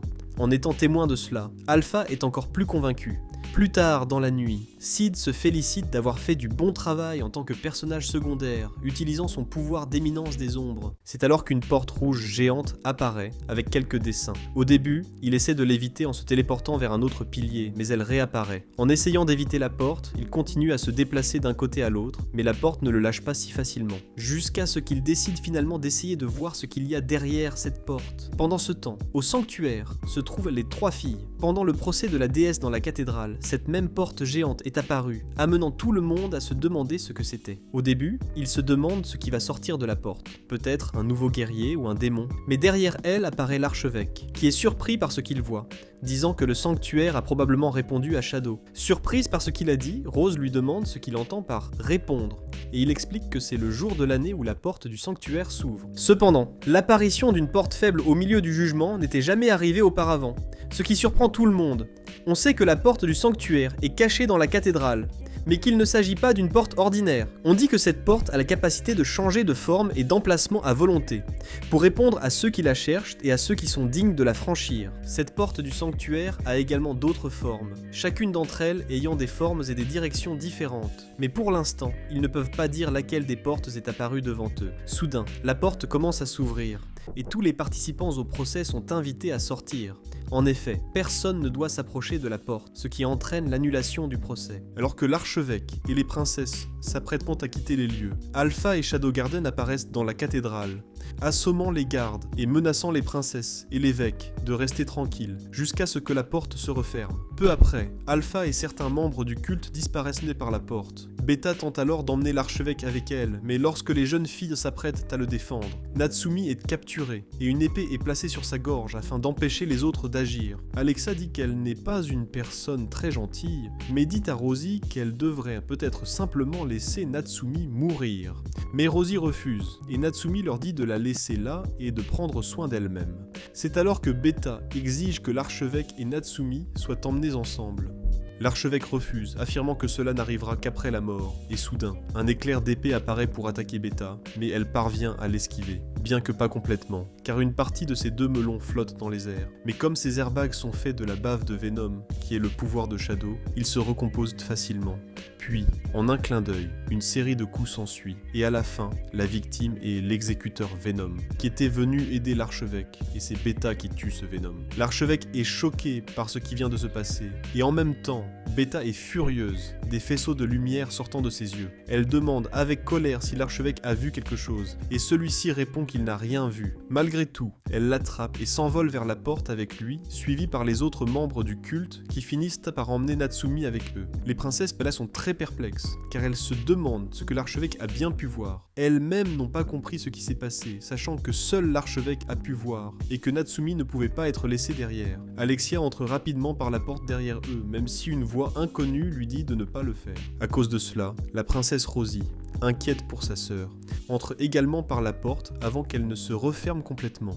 En entrant, elle se retrouve dans un sanctuaire où, selon la légende, le bras gauche du démon Diablos a été scellé. Alpha et les membres de sa secte, Natsumi et l'archevêque s'y trouvent également. Après cela, Alpha explique que c'est là que le bras gauche du démon Diablos a été scellé, après avoir été vaincu par le héros Oliver. L'archevêque semble très contrarié par cela, et demande à Alpha si elle était là pour raconter un un conte de fées, ou pour montrer le bras du démon. Alpha leur dit qu'ils sont là pour en apprendre davantage sur le culte de Diablos, ce qui surprend l'archevêque. Elle ajoute qu'elle sait qu'il ne peut répondre à aucune question, et que c'est pour cela qu'ils sont venus en personne. Alpha et son culte sont venus ici précisément pour découvrir l'histoire du démon Diablos. Ils y voient alors la véritable statue du héros Oliver, et à leur grande surprise, le héros Oliver est en fait une femme, contrairement à la statue masculine qui se trouve dans la ville. Alpha dit qu'ils connaissent la véritable histoire derrière le culte de Diablos et ses objectifs. À la surprise générale, elle ressemble exactement au héros Oliver. En voyant cela, l'archevêque crie qu'elle est une elfe possédée, et qu'elle devrait être morte. Alpha apparaît derrière lui et lui demande s'il sait quelque chose à leur sujet, mais il ne parvient pas à répondre, tremblant de peur. Alpha dit qu'ils connaissent également les histoires des possédés, et que cela doit être gênant pour l'église, qui tient tant à maintenir le statu quo. Rose est confuse, ne comprenant pas ce qu'elle veut dire. Pour l'aider, Alpha explique qu'ils ont découvert l'objectif du culte de Diablos, qui est de ramener le bras gauche à la vie. Cependant, ils ne connaissent toujours pas le véritable objectif final du culte. Alors elle propose que tout le monde entre pour le découvrir par eux-mêmes, en ouvrant la porte du cimetière des souvenirs. Alpha pose sa main sur la porte, et celle-ci active ses pouvoirs, révélant des motifs tandis que la porte s'ouvre progressivement. Soudain, une grande machine se détache, ouvrant la voie à un vortex, et avec l'eau qui jaillit, et une lumière très forte venant de l'extérieur, l'archevêque est surpris. Il demande comment il est possible qu'elle ait ouvert la porte, et Alpha, pour l'aider à comprendre, lui parle du pouvoir magique des démons et des guerriers, qui menaient une grande bataille derrière la porte, et qui se sont unis pour l'ouvrir. Selon elle, le vortex conserve les souvenirs qui n'ont nulle part ailleurs où aller. Alpha explique que cet endroit est un cimetière de souvenirs anciens et de rancune. Dans la lumière se trouve le héros Oliver, alors qu'ils commencent leur voyage à l'intérieur des souvenirs. Pendant ce temps, de l'autre côté, Sid, après avoir franchi la porte géante, arrive dans une pièce où il trouve Gamma attachée à une chaise. Il lui demande si c'est elle qui l'a convoqué là, mais elle répond que non. Elle mentionne alors le combat qu'ils ont eu il y a quelque temps, disant qu'elle s'est amusée à se battre avec lui, et lui aussi. Bien qu'elle dise que ses souvenirs sont incomplets, elle sait que c'est lui qui a été le plus fort pendant le combat. Elle lui demande comment il est entré dans ses souvenirs, ce qui l'amène à expliquer sa rencontre avec la porte géante avant de se retrouver là. Il lui demande également comment elle est arrivée là, et elle répond qu'elle ne se souvient pas être partie après leur combat, mais seulement s'être réveillée à cet endroit. Voyant qu'il n'y a rien à faire là-bas, Sid essaie de partir sans la libérer de ses liens, mais elle l'en empêche, lui demandant au moins de la détacher. Comme elle est attachée avec une camisole de force, il le fait avec son épée. En la libérant, il déchire également toute la camisole de force, la laissant sans vêtements. Elle commente qu'elle était attachée depuis plus de 1000 ans, bien qu'elle ne soit pas sûre que ce soit vraiment le cas, mais elle sait que cela fait très longtemps. Puis, en un clin d'œil, sa camisole de force se transforme en vêtements et en talons hauts, la rendant très élégante, enfin libre. Elle dit à Sid qu'ils devraient travailler ensemble, puisqu'il veut partir de là et qu'elle veut aussi se libérer de cet endroit, même si elle dit savoir comment s'échapper. Elle n'est jamais sortie de la pièce auparavant. Elle lui explique que le sanctuaire où il se trouve est une prison de souvenirs, créée à partir d'anciennes batailles, et que seule la destruction du noyau magique, situé au centre, lui permettra de s'échapper. Ce qu'elle veut dire, c'est que lorsque le noyau magique sera détruit, tout disparaîtra, ce qui aidera également Sid à s'échapper. À cause de cela, le sanctuaire cessera d'exister, et elle ne semble pas s'en soucier beaucoup. Elle leur dit qu'ils ne peuvent pas utiliser leur pouvoir magique à cet endroit, ce qui indique qu'ils sont très proches du centre du sanctuaire. Même s'ils essaient d'utiliser leur pouvoir, cela ne fonctionnera pas très bien. Mais Sid répond qu'il est doué pour casser les choses, à condition qu'elle ne soit pas magique. Étant donné la fiabilité de Sid, elle dit qu'elle a toujours voulu avoir un chevalier élégant pour la protéger, car elle n'est qu'une belle et délicate demoiselle en danger. Sid lui demande ce qu'elle fera après avoir été libérée, alors qu'ils sortent de la pièce. Elle répond qu'elle disparaîtra tout simplement dans le néant lorsqu'il fermera la porte. D'autre part, Alpha et les autres sont également en route vers le sanctuaire, où ils peuvent voir les souvenirs du héros, Oliver, qui avait été enfermé là-bas. Dans ses souvenirs, ils découvrent qu'il y a longtemps, la secte a rassemblé des enfants dans un grand endroit qui ressemblait à un centre de réadaptation ou à un hôpital. Là, ils étaient utilisés pour des expériences. Bien que certains enfants soient morts, quelques-uns ont survécu, et ceux-ci sont connus comme étant possédés.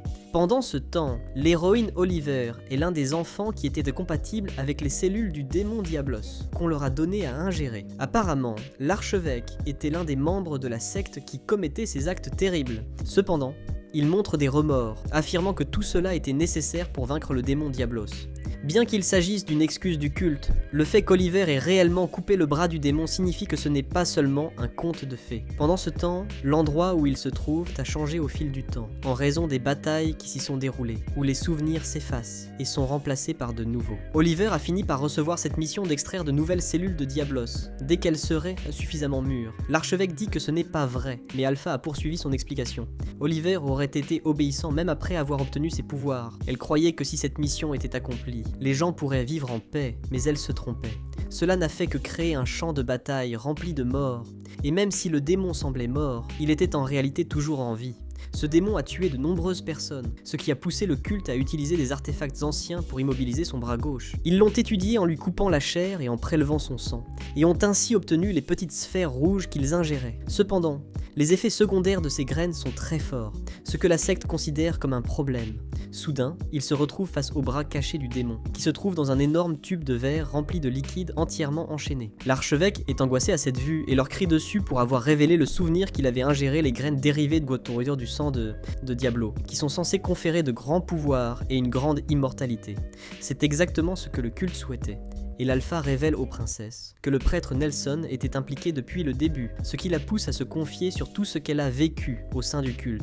La graine doit être ingérée une fois par an, sinon son effet disparaît. C'est pourquoi ils ne peuvent en produire qu'une petite quantité, 12 par an, le même nombre que les membres du culte de la nuit des chevaliers, qui sont ces chevaliers ronds.